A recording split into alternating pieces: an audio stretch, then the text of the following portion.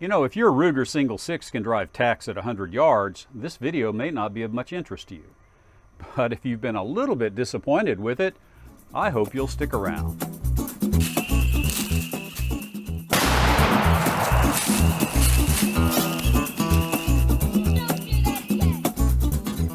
Well, my journey with the Ruger Single 6 has been an interesting one. And for you guys and girls that have been following the saga, I think I've got 3 videos now on this guy. But it began life in a pawn shop for me, and the accuracy has been suspect, I'll just say that. And we've learned a lot since we brought this thing home. And so right now I want to shoot a group and just give you an idea what the accuracy potential is with this Ruger Single 6. But in some of the previous videos, a couple of you guys said that the problem with this gun was that I didn't know how to shoot. And so I brought along a control.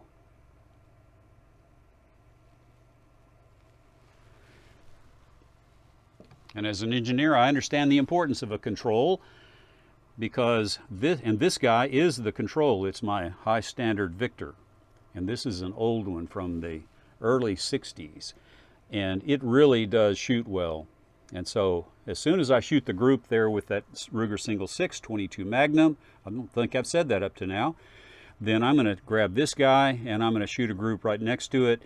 And that should tell the tale on whether my old eyes and the lighting and my shooting ability are going to line up to give us a good, fair representation of the accuracy potential of the Ruger Single 6. And by the way, my pigs have returned. And I actually got to capture I spent some time with them night before last, and I captured some footage on the Pulsar thermal scope. And so I'm going to show that to you at the end of the video. You're going to want to stick around. It was an interesting evening. So, but right now, let's get shooting. So for the test, I'm using, for the 22 mag, CCI Maxi Mag, their varmint load. It's a 40 grain hollow point jacketed bullet. And our control is going to be, in the Victor, is going to be with Federal Premium target ammo, 1,080 feet per second, 40 grain solid around nose. So let's get loaded up.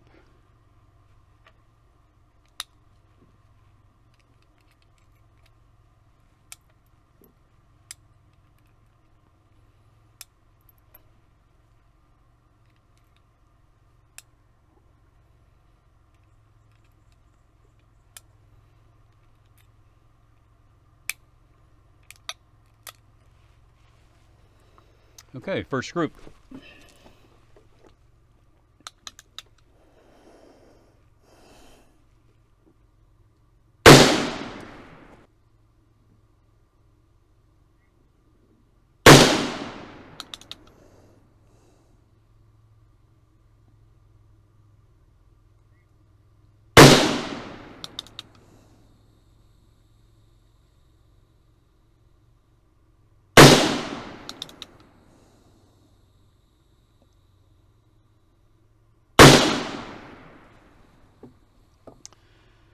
Okay, now for the control.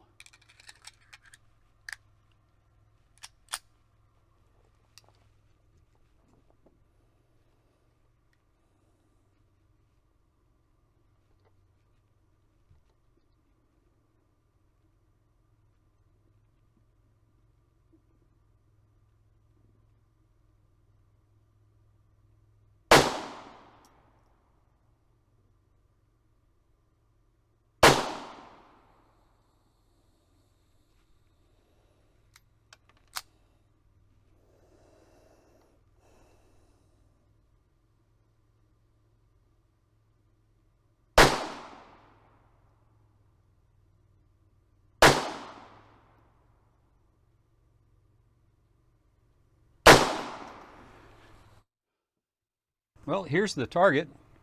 This one is the Single 6 gave us a group of 2.35 inches, and the Victor gave us a group of 1 inch. And so substantially better performance there with the Victor, but that was expected. But I did yesterday yesterday afternoon in doing the workup for today's shooting, I did this same exercise. And under perfect lighting conditions, I actually had some sunshine, some bright light on the target downrange at 16 yards, by the way. And I got a group of 1.4 inches with the single 6 right here, and a group of 1/2 inch with the Victor. And if you got rid of that flyer, it would be a group of about 0.25 inches at 16 yards. So the Victor is consistently half or less than the single 6. But this is actually the best group that I ever shot with the single 6. And if we look at the averages with the single 6, you can see that that group size is typically quite a bit bigger. And is some of that my fault? Well, yes. But I still believe that that single 6 is not shooting up to its potential. And the big deal was, as I pointed out in the other videos, is that the crown on this single 6 is cut off center. And so one thing I wanted to do was to recut the crown and see if it had an impact on the accuracy of this revolver. And one of my faithful on YouTube has loaned me his Brownell's rifle and handgun muzzle and cylinder facing chamfering tools. And so right now I'm going to recrown this muzzle, and then we'll shoot that group again, along with the control, and see if the crown made a difference. So it's been a long time coming, but here we are. We're going to finally fix this crown, and I'm also going to use, because the kit that Glenn sent me as a facing tool as well, and so I'm going to clean up that really rough end of that barrel, and then we will crown it with this 45-degree chamfer tool. Now the magic here in this kit is this little piece of hardware right here, and that is the pilot, and it goes into the tool, either tool, and we will face this first. We'll face the barrel off first, and that pilot goes in there, tightens up a little bit, and then the pilot keeps everything centered to the bore. And the problem with this crown is it's not centered to the bore, and so we'll face, and this will stabilize the facing tool. But then when we use it on the crowning tool, it will bring that offset crown back in line with the center, with the axis of the bore. So first thing I'll do is put the handle on, and we'll face this barrel off. And that is a really nice sharp edge, so we're going to use a kind of a liberal amount of oil here.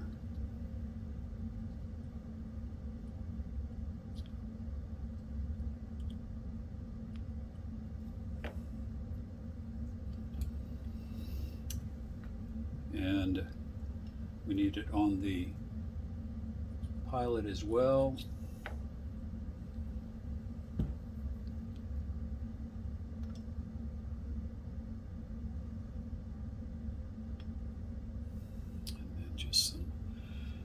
Gentle turns.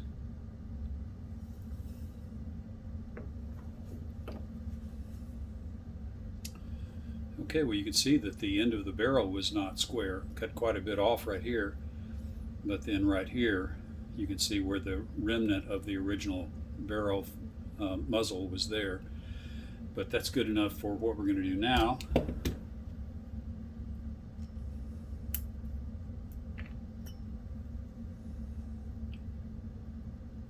This pilot into the crowning tool, the chamfer tool.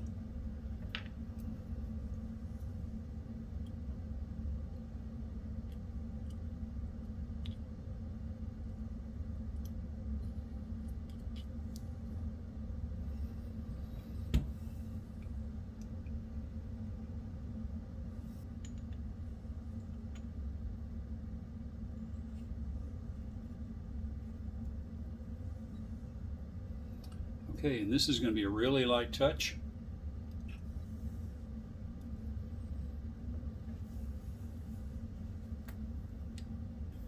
Okay, I believe we're good to go.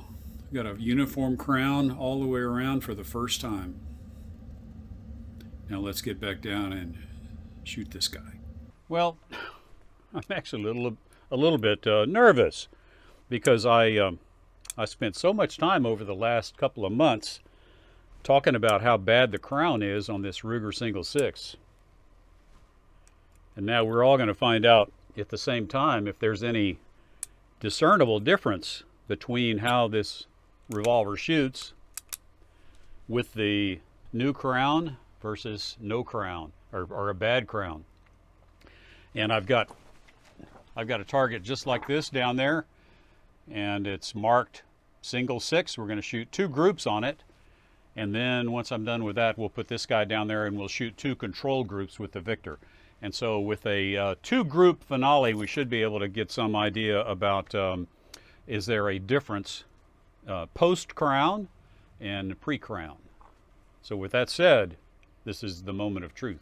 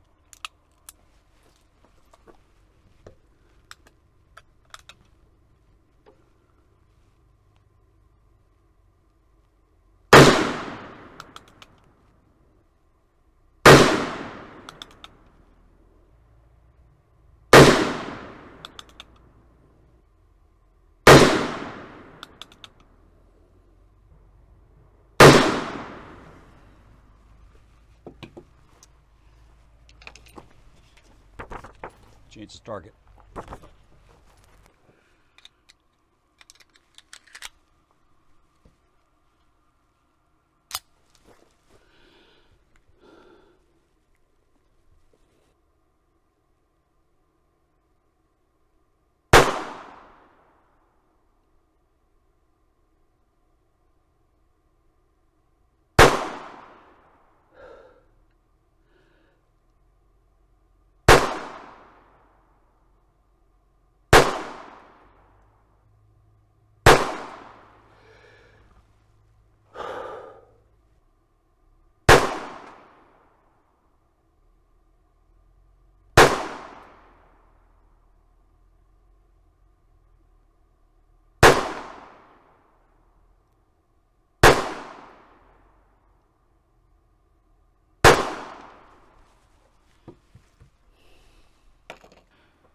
Well, I was really hoping for a definitive answer here with the Ruger Single Six with its new crown, but but it just didn't happen. I mean, the groups that we shot today were almost 3 inches and 2.75 inches, and that's even worse than we shot earlier in this video. And I'm glad we had the control, because I had a 0.75 inch group and a 1.25 inch group here with the Victor. So the Ruger has just consistently been erratic, and that's all I can say. And I had hoped the crown was going to be the biggest issue, but it turns out that that didn't really seem to help at all. But in the meantime, I posted a video for my patrons using my new Teslong bore scope, and I got it right here. And it's a really neat bore scope that Teslong sent me, and so I used it to create a video showing the cylinder alignment, the cylinder to bore alignment with the single six, and it's pretty bad. And I'll just pop something up right here so that you can see. And so it really pointed out that there are bigger issues with the single six than a bad crown. Was the bad crown a problem? Maybe, but the bore alignment seems to be a bigger problem. And I've connected with the Mister's Power at Power Customs, and they're sending me a few things to try with the Ruger. And I spent an hour on the phone with Mr. Ron Power talking about gunsmithing, and he was very helpful. And so I'm going to share some of that with you guys in a video coming up. But right now, let's go check on those pigs. Well, I was really lucky that night because I had checked one last time before going to bed, and I saw these guys across the road. It took me a while to work my way down in the pitch black to where I could get close enough for a shot with that Ruger carbine, 44 Magnum. This guy gave me the best shot, and I did recover him. And I got a couple more shots off.